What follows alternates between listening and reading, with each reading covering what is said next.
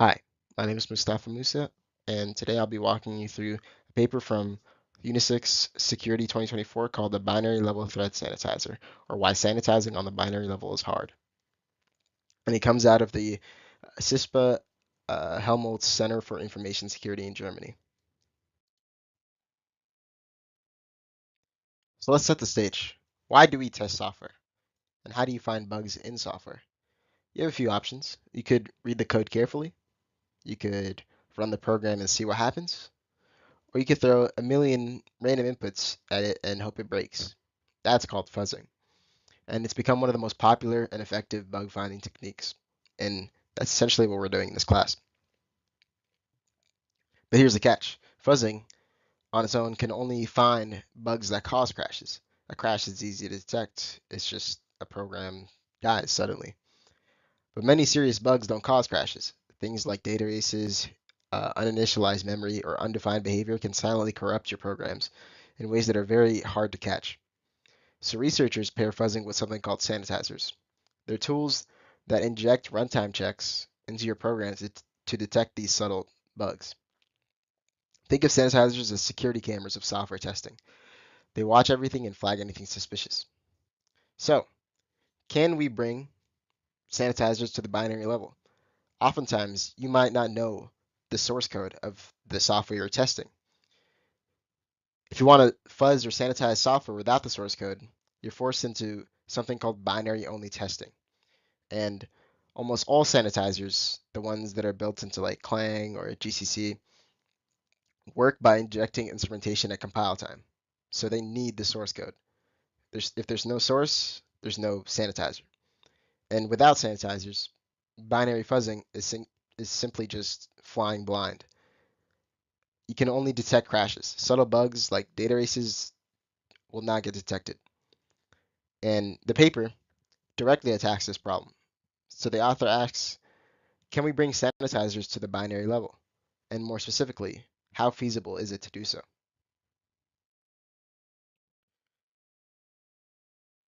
So there are four big sanitizers that you'll need to hear about.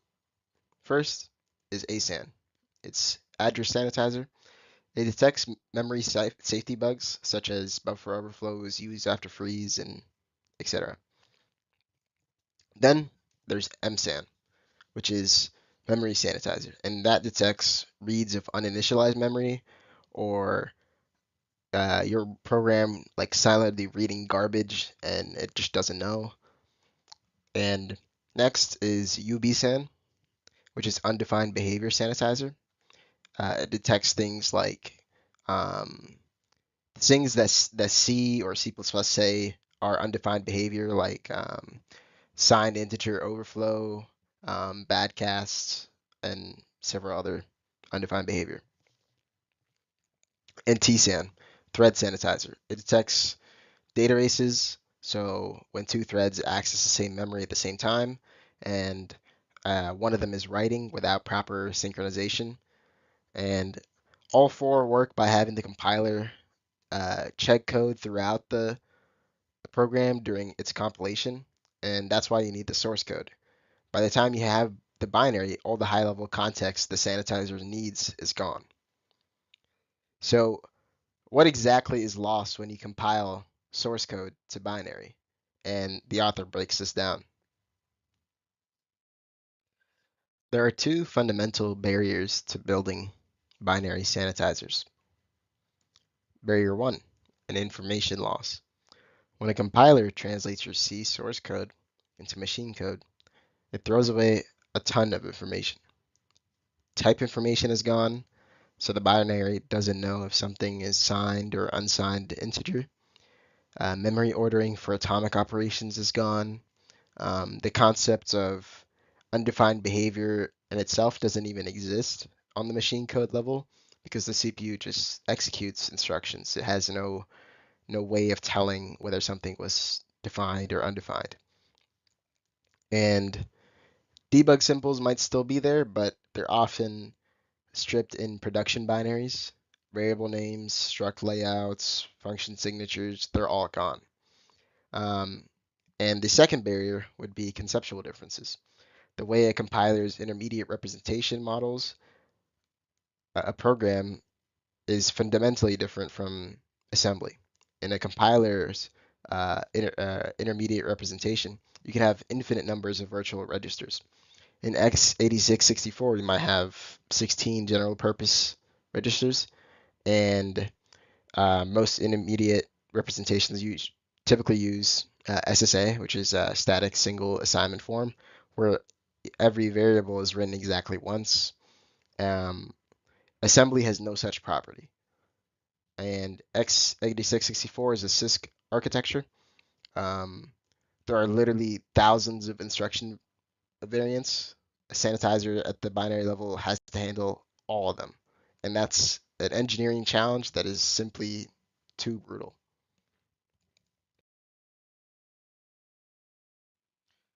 For analyzing each sanitizer, the author defines 5 criteria for what a good binary sanitizer should look like. 5 criteria are correctness. The instrumented binary must behave exactly like the original, except for the added checks, of course. Effective error detection.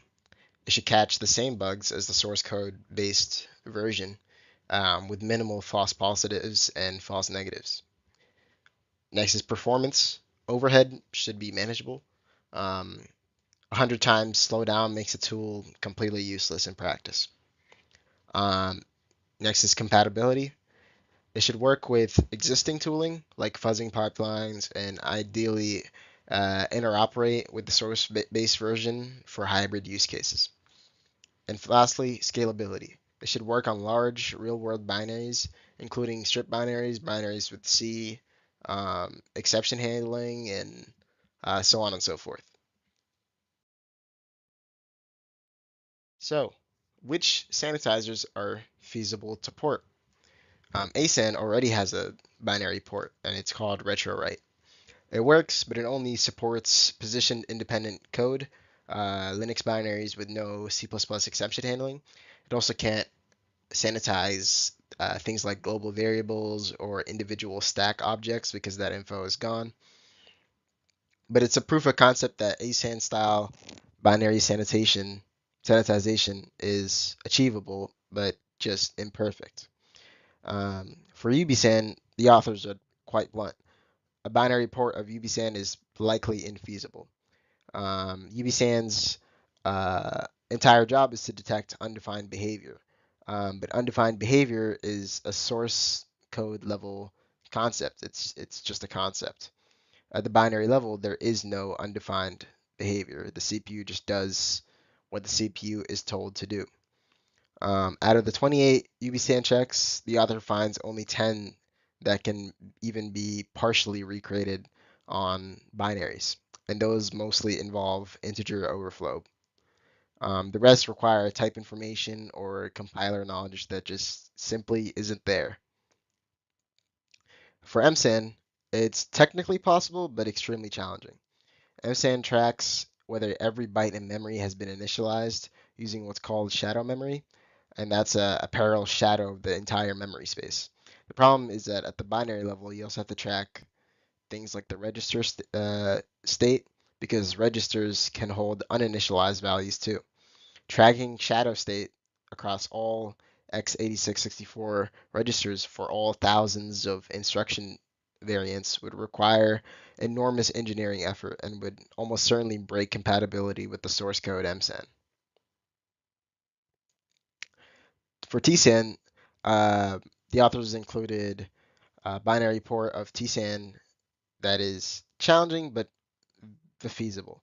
TSAN's design is relatively clean. Um, the heavy lifting is done by the runtime library, and the compile time instrumentation is comparatively lightweight. The main challenge is that atomic operations and their memory ordering are lost at the binary level, and the authors believe heuristics can recover most of this information. So a binary TSAN is the way to go. So before explaining binary TSAN, let's talk about how regular source code based TSAN works. TSAN detects data races using a hybrid analysis. It combines two classical techniques. The first is lock set analysis. For every memory location, TSAN tracks which locks are held whenever a thread accesses it. And if two threads access the same location and they don't share a common lock, it's a potential race. The second is happens before analysis. TSAN tracks the partial ordering of events in the program, and if thread A writes a value, then signals thread B before thread B reads that value, those events are ordered, and there's no race. TSAN knows about synchronization primitives like mutexes, semaphores, and condition variables to build this ordering. When TSAN is compiled in at the source code level, it wraps every memory access with a call to TSAN library function that records and checks the access. It also instruments function entries and exits to maintain a shadow call stack for reporting meaningful error messages. The key thing is that most of the logic lives in the runtime library, not in the compile time instrumentation. And that's why a binary port of TSAN is feasible. You can inject those same library cell or calls into a binary and you get the same detection. So let's talk about the binary TSAN and how it works from a high level. Um, First, you feed it a compiled binary. Bin TSAN uses a static binary rewriting framework to analyze the binary and inject instrumentation. Specifically, the same TSAN library calls that a source compiled TSAN would inject, and the output is an instrumented binary that is then dynamically linked against the TSAN runtime library when you run it.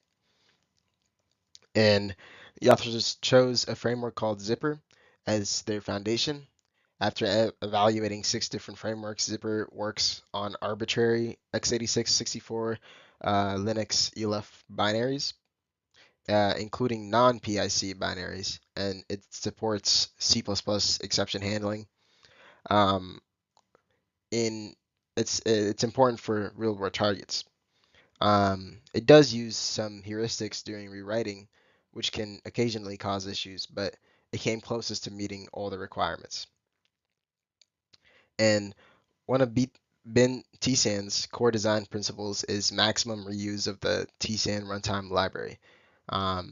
It means binary TSAN inherits all of the TSAN's race detection logic for free. It also means binary TSAN is compatible with source code based TSAN. You can sanitize the library with source-based TSAN and the binary that calls it with binary TSAN, and they interoperate correctly. One of the most interesting and technically challenging problems that binary TSAN has to solve is the atomic operations problem. In C, you can mark memory accesses as atomic, which tells the compiler to use special hardware guaranteed atomic instructions and also to use specific memory ordering semantics. TSAN uses this information to correctly model synchronization relationships and suppress false positives. Like if two threads are accessing the same variable but both using atomic operations, that's intentional, not a race. At the binary level, the lock prefix on an instruction clearly signals atomicity, but sometimes compilers generate non-locked instructions that were atomic in the source code because the x86 memory model provides stronger guarantees than the C's acquire and release model. The memory order information is entirely gone. So binary TSAN has to handle these three heuristics. Accesses to static variable guard variables are treated as atomic. Secondly, if a memory location is accessed atomically anywhere in a function, all accesses to that same location in the function are treated as atomic. And lastly, loops with read-only memory accesses and no function calls are identified as spin locks, and their reads are treated as atomic acquire operations. These heuristics are imperfect, but they dramatically reduce false positives. So let's talk about some performance optimizations. There's three optimizations that keep overhead competitive. And first is skipping thread safety memory accesses eliminates 22.6% of instrumentation points on average. Read-only memory can never cause erase. Stack local variables where no pointer escapes the function can never be shared between threads. Compiler-generated accesses like push, pop, ret, and stack canaries don't need checking. Next is custom dead register analysis. Provides a 24.5% speedup. Every injected library call requires saving and restoring all registers the library might clobber. The optimization is to only save registers that are actually alive at the instrumentation point. Dead registers don't need saving. Binary TSAN's custom version covers SSE and XMM registers, which the zipper's built-in analysis doesn't. Lastly, custom compiled TSAN runtime reduces overhead by another 22%. The 16 XMM registers require 256 bytes of stack space to save on every memory access. The hot path TSAN functions are recompiled with MNO and SSE so that they can never touch XMM registers. Binary TSAN skips saving them entirely on the fast path. XMM registers are only saved when an actual erase is being reported, which is rare. Next is the evaluation dataset, 41 real-world targets. 7 programs from SEC' 2017, their standard integer CPU benchmarks like MCF and etc. 11 programs from the Parsec multi-threaded benchmark suite like BodyTrack, Ferret, and many others. And 23 additional real-world programs, including FFM PEG at 21 megabytes and 3.7 million instructions, SQLite 3, and whatnot. Importantly, the set includes closed source software like RAR and Reaper, a commercial audio production application. These can only be tested with a binary level tool. The source-based TSAN simply cannot run on them. And everything is compiled at O2 or O3, both stripped and non-stripped, open and closed source. So let's get to the performance results. The source-based TSAN averages an 18 times slowdown versus the uninstrumented code. That's the best case baseline. Binary TSAN averages 20.7 times. That's only 15% overhead above the source-based TSAN. For a tool working entirely at the binary level, that's a pretty strong result. Hellgrind, the Valgrind-based binary race detector and the only other active binary tool, averages 104 times, 5 times slower than the binary TSAN, ranging from 17 times to 491 times based on the target, which makes it unpredictable for real use. Binary size grows by 237% on average after instrumentation, with about two-thirds of that attributable to binary TSAN. Now on to the data race detection results. On correctness, binary TSAN passes 308 out of the 330 LLVM TSAN test cases. The 22 failures that are they all have specific traceable causes, such as unknown memory ordering, inline functions, vtable handling differences, but none are fundamental flaws. On real-world targets, races are found in 12 out of the 41 programs, and results closely match source-based TSAN for the open source targets. For Hellgrind, it produces 5 times more false positives than binary TSAN on the same targets because it can't correctly identify atomics. Intentional concurrent access gets flagged as races. The outlier, however, is FFmpeg, which 830 false positives compared to source TSAN. The authors attribute this to FFmpeg's heavy use of atomics, its enormous source code, and the high non-determinism of thread interleaving. It's an honest result. Um, so the tool definitely struggles on the most complex target, um, but notably, binary tsand found races in RAR, which is a closed source target where source tsand cannot run at all.